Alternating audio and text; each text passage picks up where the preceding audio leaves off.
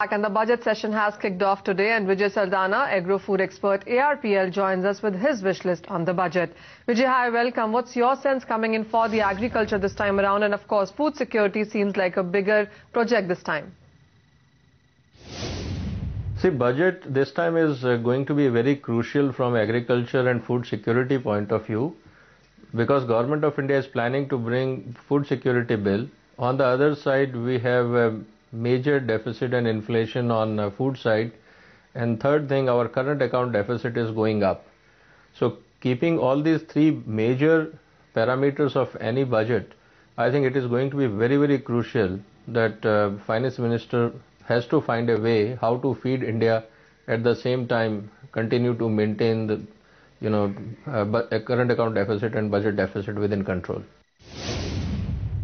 Vijay, also, how are you looking at the pulse and at the edible oil policy changes? Because markets are expecting some policy export-import duty to come in here as well. I feel we have to look at this very carefully, because right now more than $10 billion of foreign exchange is going for import of edible oils.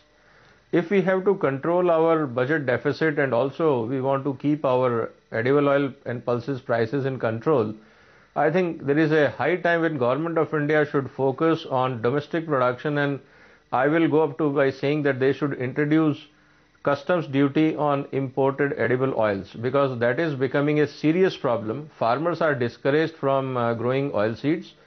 We are also losing oil cake, which is extremely essential for livestock sector. We bridge our deficit of edible oil by imports, but we are killing our protein production option. So I think it is a high time when Government of India should take a very, very drastic view on oil seeds. Otherwise, this country will have a serious problem with protein deficiency, which will impact overall health of the nation.